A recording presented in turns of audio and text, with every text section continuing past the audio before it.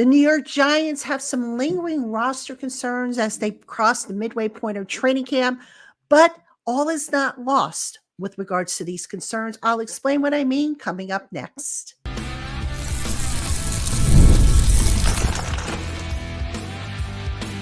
You are Locked On Giants, your daily New York Giants podcast, part of the Locked On Podcast Network, your team every day. Today's episode of the Locked On Giants podcast is brought to you by FanDuel. Make every moment more. This summer, FanDuel is hooking up all customers with a boost or a bonus every single day. That's right, there's something for everyone, every day, all summer long. Visit FanDuel.com to get started. Hello, New York Giant fans, and welcome to another edition of the Locked On Giants podcast, part of the Locked On Podcast family, your team every day. I'm your host, Patricia Traina, a credentialed member of the New York Giants media for Locked On, as well as for New York Giants on SI, which is where you can find my written work. So thank you for spending part of your day with me today. And as always, a special shout out to my everydayers, to my Blue Crew community members, to my newcomers, and everybody in between. And thank you again for helping me cross the 10,000 subscriber mark on YouTube. That really means a lot to me. And I saw a few of you, offer congratulations and say, okay, now on to 20. I'll be happy just to take it step by step, get to 11, which, hopefully that'll come sooner or later. But again, thank you so much for your support of the podcast and of my work. It is appreciated. All right, on today's Locked On Giants podcast, I was thinking last night as I was driving home from East Rutherford about some of the remaining concerns on this roster. And we all know what those concerns are. And if we don't, I'll go over them with you.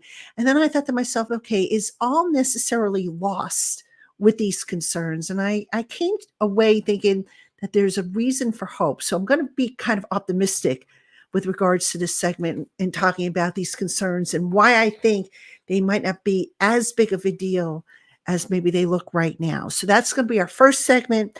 Then in our second segment, I want to talk about Daniel Jones and the growth that I've seen in him.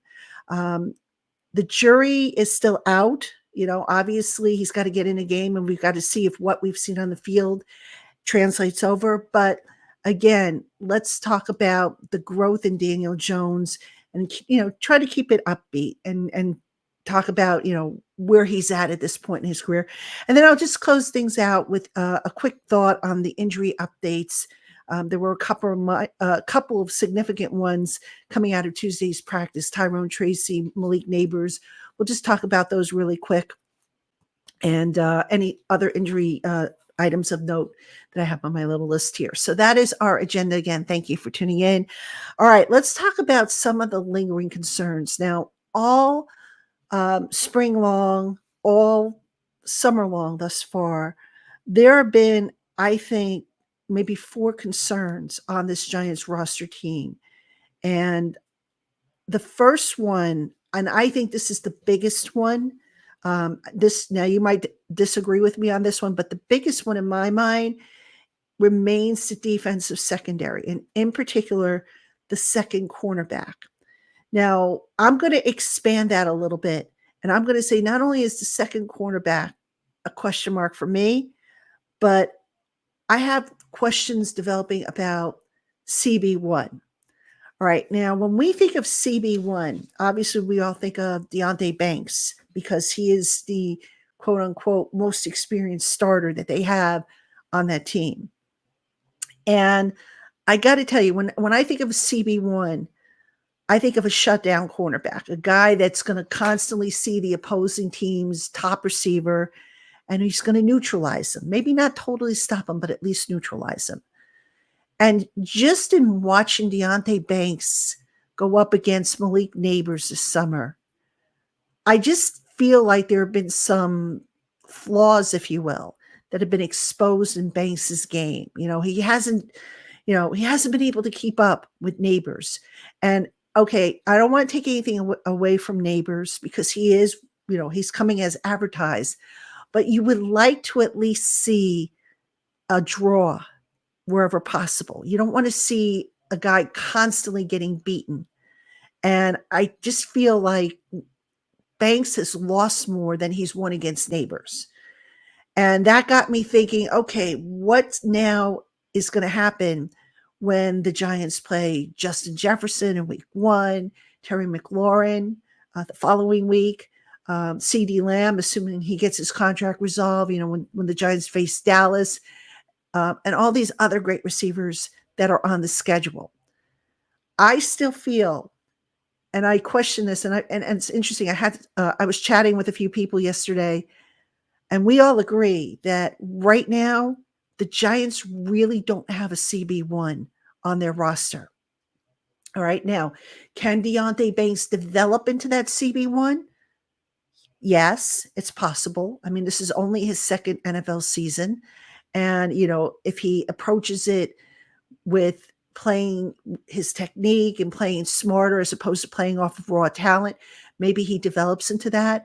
But right now, there is no CB1 that you can honestly say is a shutdown cornerback on this team. Now, extending the concern over to CB2, Cordell Flott once again is injured. Okay, that was the big concern with Cordell Flott. Not that he can't, not can he play the game, which he can, but can he avoid the injury bug? So they're going to roll with, I think, Nick McLeod at that CB2 spot, which is not necessarily a horrible thing for them to do. I mean, they could do a lot worse than Nick McLeod. But the whole issue with that cornerback group is the lack of depth. And it is a problem. And I can tell you folks for a fact that it is a concern. The coaches will downplay it, but it is a concern. Now, if you want to go and you want to look at the glass as being half full, note that they have an outstanding DB coach in Jerome Henderson. And Henderson, it's interesting. I go back to the spring when the assistant coaches spoke to the media, and he was asked about the new defense being installed by Shane Bowen, the defensive coordinator. Henderson basically was like, I'm still learning it myself. This defense puts a lot on the plate of the cornerbacks. And, I'm just wondering if maybe they scale it back a little bit to help these young guys get acclimated, or if, they're just going to put more on the plates of the front seven to take some of the stress off of the back end. But the one solace I have, like I said, is Jerome Henderson, former NFL DB. He is their position coach. If anybody can get this unit right, he can. So we'll obviously have to see how that shape takes shape. All right, the next unit that is still a concern, I think, for everybody, offensive line. Now, here's a startling fact that you might not be aware of. At no point since the spring has the projected starting 5-man offensive line played a single snap together. Now, granted, the starting 5 has changed, because of the Evan Neal injury landing him on PUP, and Jermaine Illuminor shifting over to right tackle, and then Greg Van Roten being signed.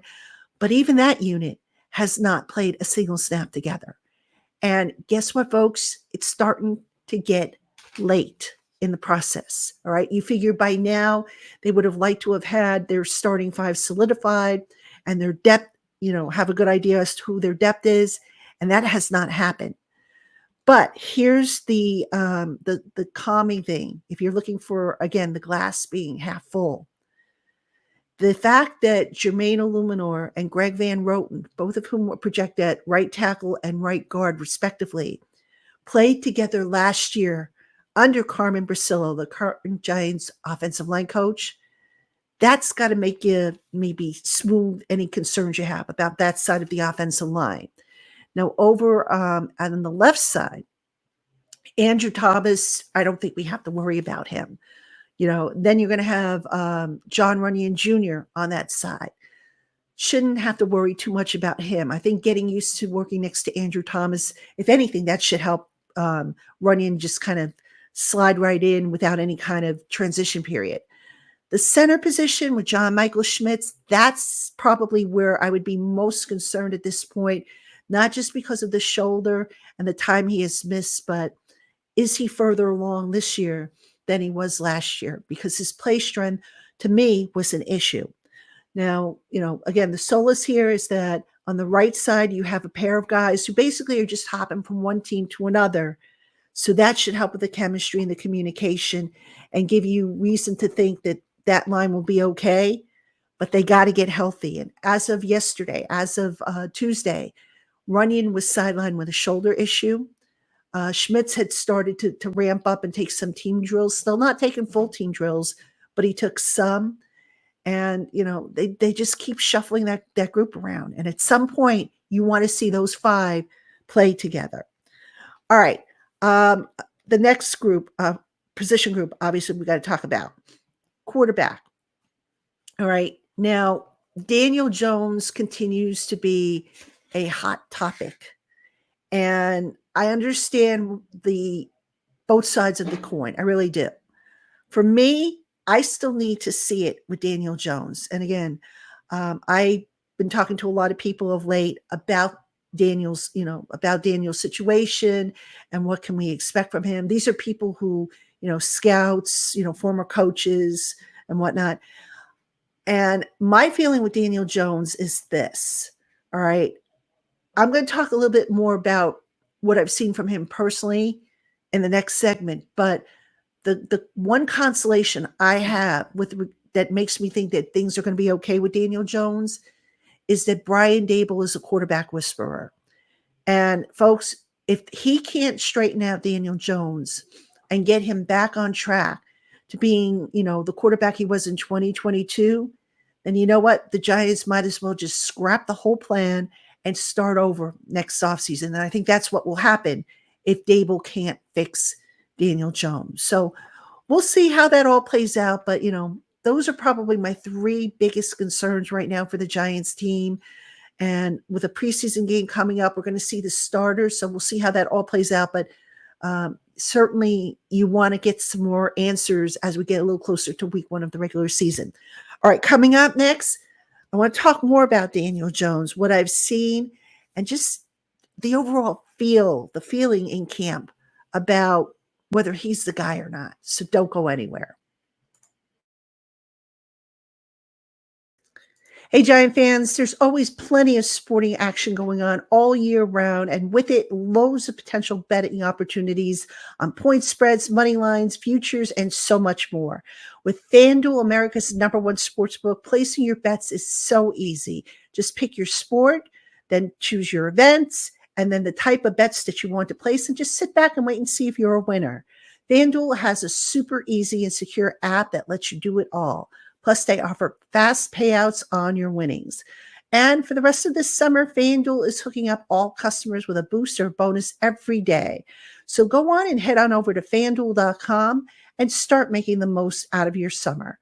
FanDuel, official sports betting partner of Major League Baseball. Hey, Giant fans, thanks so much for making the Locked On Giants podcast your first listen today. For your second listen, why not go and enjoy the Locked On Fantasy Football podcast? Get daily insight into the best fantasy draft strategies so that you can win your league this season. Part of the Locked On Podcast Network, your team every day. All right, everybody, welcome back to the Locked On Giants podcast. I'm your host, Patricia Traina, and we are actually on a day off. I'm taping this for you on Wednesday morning, and it is a day off. I apologize for not getting the show out last night. Just, some things popped up, but I'm here. I will never let you guys down if I can help it. So again, I want to thank you for tuning in to the podcast. And this segment, I want to talk a little bit more about Daniel Jones. Now, Daniel has had, I guess you could best describe it as an up and down summer. He started off, looking like, oh gosh, here we go again with missing targets and whatnot. And gradually you have started to see fewer and fewer misthrows. Now, earlier in camp, you could probably make the argument that because he hadn't played football in like 7 months, 8 months, something like that, off the ACL injury, that maybe he was a little rusty, with the timing, because so much of the Giants' passing offense is based on timing. And it just seemed like, some of those passes, those deep passes that were either overthrown or underthrown, they started to connect on that. And then some of the issues that we started to see with him was on the short to intermediate stuff. which, was kind of weird. But I think on Tuesday, we can honestly say that Jones had his best overall practice because whether it was the long ball or the short ball or the intermediate ball, he was connecting with his intended receivers. Now, here's, the thing with Jones. Number one, I got to give him props because he's definitely playing with a chip on his shoulder. All right. He's got the beard rocking. He's basically in a take no prisoners type of mood. And, he's got the receipts. And look, it's a big year for him. We all know that. If he does not deliver the goods, then they got to move on from him. And there is no excuse for him not to deliver the goods. They've fixed the offensive line. They have a number one receiver for him. They have Brian Daboll, the quarterback whisperer, now calling the plays. That is official. Even though Daboll hasn't announced it, I can tell you it's official.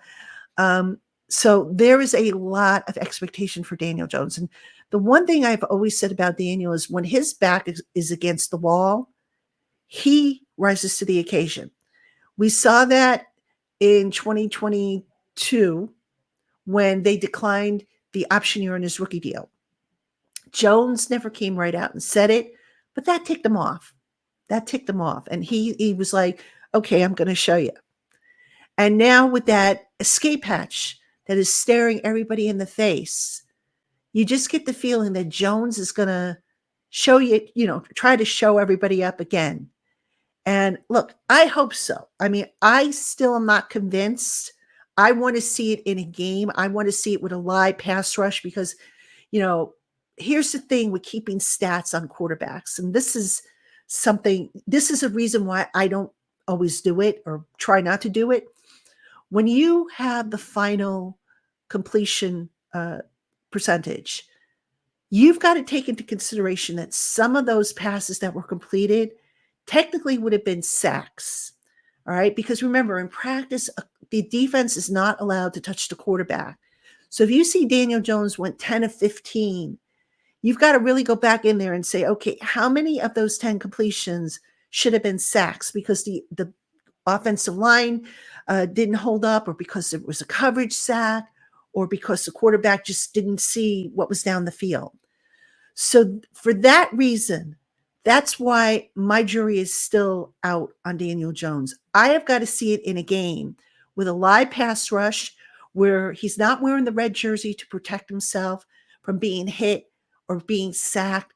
That's going to tell me more about his post-snap processing and how far that has come along than some of these practices that we have seen. Now, look, I am hopeful, folks, because if he does well, then that means chances are the team will win. And I don't have to tell you, I mean, you will probably agree with me when I say this. I'm tired of covering a losing team. I would like to cover some winning games this season, and I'm sure you would like to all see winning games as well. So that said, my jury is still out on Daniel. I do think he's capable of delivering it, but I have got to see it. And I don't want to just see him in one series like they did last year where, okay, he showed one series, he looked good, let's get him out of there. No, I am hoping, and Brian Daboll has not said what the plan is, but I am hoping that Daniel Jones plays at least a half of football on Saturday against the Texans, because I want to see a decent sample size to see if, not only is the timing back there, especially when he has a live pass rush coming at him, but how are his decisions? What have they changed to maybe help him with post-snap decisions? Are we going to see more of the motion, the pre-snap motion that we have seen earlier in camp? We're going to see more shifts. What are they going to do to help Daniel Jones better get a beat on what the defense is looking to do, and hence speed up his post-snap processing? So that, to me, folks, is going to be a big key in Daniel Jones. And again, look, we're optimistic. We have to be optimistic because, what's the point? But I've got to see it, make a believer out of me that you can be that guy, that you could be good, that they can win with you. And that's going to be very telling. So, fingers crossed, because like I said, I want to cover a winning team for a change. And we'll just take it as it goes. And of course, I will have a complete recap. I think I'm going to have Coach Gene Clemens on with me. Matter of fact, after the preseason game on Saturday, we're going to do a show after that. So we will break all that down for you on Saturday. All right, coming up next, we'll close things out with some positive injury updates. So don't go anywhere. This episode is sponsored by BetterHelp. Do you ever find yourself comparing your life to those you see on social media? Comparison is the thief of joy, and it's so easy to envy other people's lives. It might look like they have it all together on social media, but in reality, they probably don't. Therapy can help you focus on what you want instead of what others have so that you can start living your best life. And if you're thinking of starting therapy, give BetterHelp a try. It's entirely online, designed to be flexible and suited to your schedule. Fill out a questionnaire to get matched with a licensed therapist. And if you find your assigned therapist isn't a match, you can switch at any time for no additional charge. So go on and stop comparing and start focusing with BetterHelp. Visit betterhelp.com/lockedon to get 10% off your first month. That's BetterHelp, HELP.com/lockedon to get 10% off your first month. All right, everybody, welcome back to the Locked On Giants podcast. I'm your host, Patricia Traina. Again, thank you for spending part of your day with me here on Locked On Giants. And I wanted to close out the show with some upbeat news. Now, Malik Neighbors, as everybody knows, dealing with an ankle injury, not serious at all. Matter of fact, I've been told that if there had been a regular season game, they would have just taped him up and he probably would have been out there. So they're taking it easy with him, but he's going to be fine. Nothing to be worried about there. The big injury news on Tuesday was running back Tyrone Tracy, who was fielding a punt, muffed the pump, and then he ended up collapsing to the ground, clutching his right leg and screaming in pain as he went down to the ground. And let me tell you something, folks. That caught my attention, the scream, because sometimes you see guys go down and you're like, uh-oh, especially when it's a non-contact injury. And the first thing that popped into my mind was, oh my gosh, that does not look good. I thought maybe, his Achilles had popped or, I didn't think it was his knee because he didn't grab that part of his leg, but I wondered if maybe it was the Achilles. And then when you see the cart coming out and you see him, his leg being put in an air cast, you say, oh God, that does not look good at all. Now, the good news is that nothing was broken. The imaging tests revealed a low ankle sprain, not the dreaded high ankle sprain. He's probably looking at 3 to 6 weeks of recovery time. So Tracy, you could pretty much be rest assured he's probably going to be eligible for that new IR rule, which says that teams can put up to two guys on IR at the 53-man cutdown date and designate them for return later in the season. Now, what happens is any team that takes advantage of that rule, and again, they could have up to 2 guys, that means that the allotted 8 that they get during the season reduces to 6, all right? Because those 2 that they use at the cutdown date, they come out of the 8. Now, look, it's unfortunate. I think Tyrone Tracy was on track to be RB2, but it could have been a lot worse given what we saw, given the scream of pain, the clutching, the pounding on the ground, the air cast being carted off. So, look, injuries, I keep saying it, people say, why can't we have nice things? Folks, injuries unfortunately happen in football. And this notion that they happen on the MetLife Stadium turf, I'm sorry, guys. Tracy's injury happened on grass. Malik Neighbors' injury happened on grass. It doesn't matter what surface you are playing on. Injuries are going to happen.